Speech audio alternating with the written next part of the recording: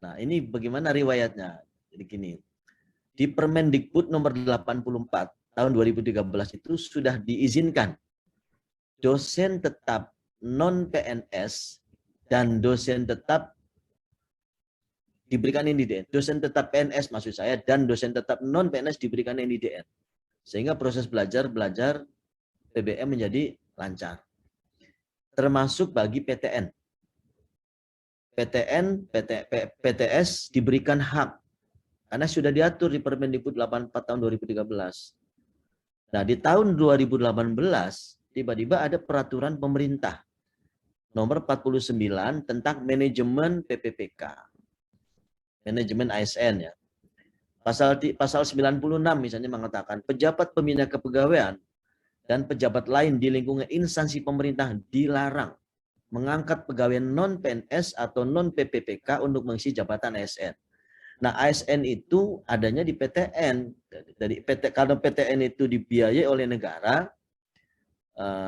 baik PTN Satker maupun PTN BLU, dibiayai oleh negara, gajinya, operasional, semuanya. Sehingga negara yang mengatur kapan siapa yang harus diisi, bagaimana kompetensinya, bagaimana standar gajinya, negara yang mengatur. Karena ada kata-kata N-nya itu, ada kata-kata negeri. Kalau PTS tidak masalah, karena digaji sendiri oleh yayasan. Tapi kalau N, negeri, berarti negara juga turut campur. Nah, ini PP 49 mengatakan seperti itu. Tetapi, ini kan karena durasi atau transisinya tidak cukup, selama terbitnya PP 49 2018 sampai sekarang itu perguruan tinggi masih merekrut dosen non-PNS. Alasannya untuk memenuhi kebutuhan pembelajaran sehingga mahasiswa tidak rugi. Nah, oleh karena itu dibuatlah surat edaran tadi. Jadi opininya jangan dibalik Kemdikbud melarang, bukan. Yang melarang PP. Kemdikbud justru memberikan kesempatan kepada perguruan tinggi silakan direkrut lagi tapi ada batasnya gitu. Harusnya tidak boleh. Aslinya tidak boleh, menurut PP tidak boleh merekrut. Tapi karena sudah terlanjur ada, kan tidak boleh merekrut, tapi sudah terlanjur ada. Nah, bagaimana dengan yang ada ini? Apakah dibiarkan mereka tidak diproses? Nah, kemudian atas izin Pak Ibu Sekjen, diterbitkanlah surat edaran. Bagi yang sudah terlanjur merekrut, diajukan. Kita beri NIDN. Tapi jangan direkrut lagi gitu setelah itu. Stop rekrutnya. Tapi yang sudah terlanjur direkrut, di NIDN-kan. Karena apa? Karena kalau tidak diberikan NIDN, maka tidak ada karir bagi dosen yang bersangkutan. Nggak ada kepastian karirnya. Dia tidak akan punya jabatan fungsional, tidak akan dapat beasiswa, tidak akan diajukan sebagai nisbah untuk akreditasi ke BAN, bahkan untuk sertifikasi dosen itu nggak akan bisa. Kenapa? Karena tidak punya jabatan fungsional. Nah, inilah yang dikatakan dosen level 3. Saya menyebutnya ada dosen itu ada 3 ya Bapak Ibu. Ada dosen tetap, diberikan NIDN, ada dosen NIDK sebagai dosen tidak tetap, ada dosen level 3 yang tadi yang honorer. Kalau kita leluconnya dosen yang tetap tidak jadi dosen. Kenapa? Karena nggak punya jabatan fungsional. Dan jumlahnya cukup banyak. Nah, jumlahnya cukup banyak. Di data kami ya, kalau di data kami DPD Dikti, dosen tetap itu jumlahnya 255. Dosen ini DPK 8.000. Dosen tidak tetap itu jumlahnya 32.100. Nah, kami berikan kesempatan selama 1 bulan. Dari mulai Oktober sampai dengan, dari mulai 1 November sampai dengan 30 November, surat tolong diajukan bagi yang sudah terlanjur mengajar, sudah terlanjur direkrut oleh PTN, ajukan ke Kemdikbud untuk diberikan NIDN. Kemudian diberikan jabatan fungsional. Supaya apa? Supaya jelas karirnya. Kami sudah izin ke Menpan dan saran Menpan. Jadi gini Pak, kami Politeknik Negeri Tanah Laut itu tahun 2020 itu disetujui untuk pembukaan program studi baru. Pada saat pengajuan, itu memang kami mengajukan dosen dari program studi yang sudah ada. Kemudian seiring berjalannya program studi baru ini, ternyata dosen yang sesuai home base prodi baru itu masih kurang. Nah, berdasarkan surat edaran ini kan harus tidak boleh rekrut dosen non ASN ya Pak ya. Nah ini strateginya bagaimana Pak? Karena memang kami sangat memerlukan untuk memenuhi, apalagi prodi barunya itu ada 3 Pak di kami. Strateginya seperti apa Pak?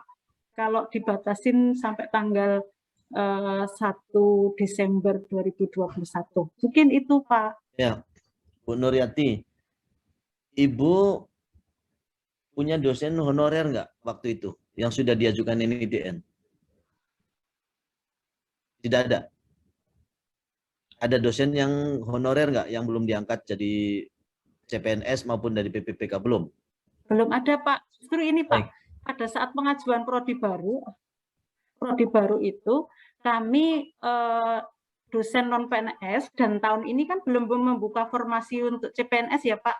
Ternyata dosen yang bersangkutan yang kami ajukan untuk prodi baru itu mendaftar CPNS di perguruan tinggi lain. Ya. Dan kemungkinan diterimanya itu besar.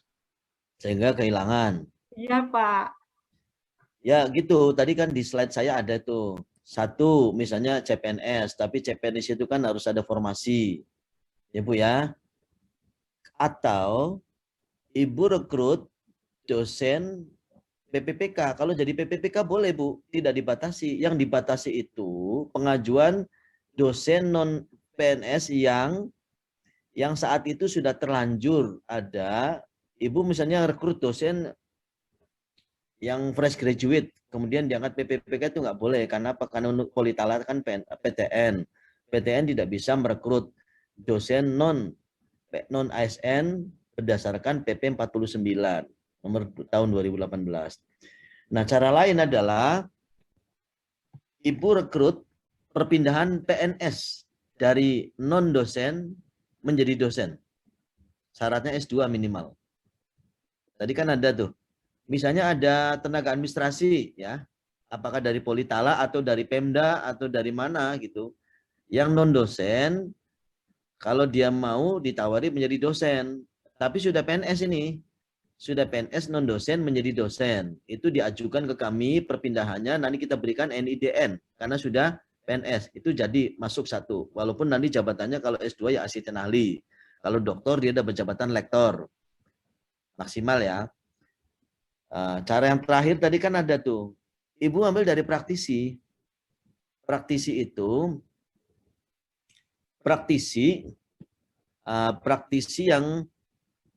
praktisi perusahaan ya, bukan yang dilarang itu adalah rekrutmen PPPK baru fresh graduate.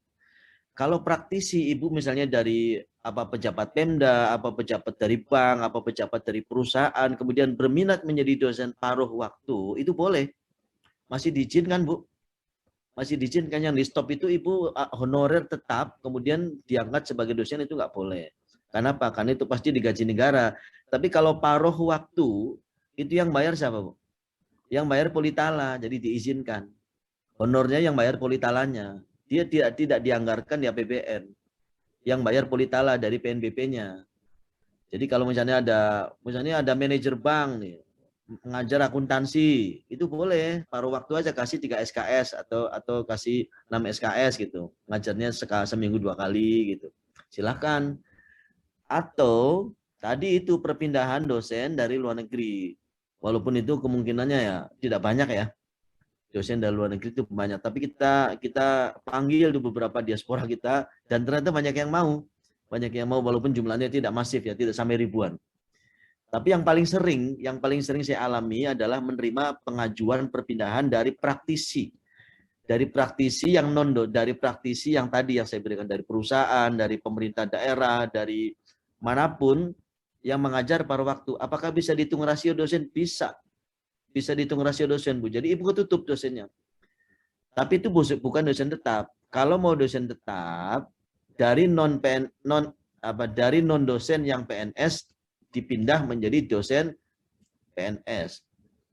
Misalnya ada admin Ibu, ini udah S2 nih. Tapi kalau dia mau ya ditawari jadi dosen, nanti kita ajukan kan sudah PNS, jadi gampang kan, memang sudah ada gajinya kan. Nah, tinggal diajukan jadi non PNS menjadi dari non dosen menjadi dosen. Nah, ini segera kami terbitkan suratnya perpindahan dosen berubah menjadi di PD Diktinya menjadi dosen dan dapat NIDR. Begitu ya Bu Nuryati. Salam buat Bu Direktur. Ya, terima kasih Pak Direktur Direktur. Politala.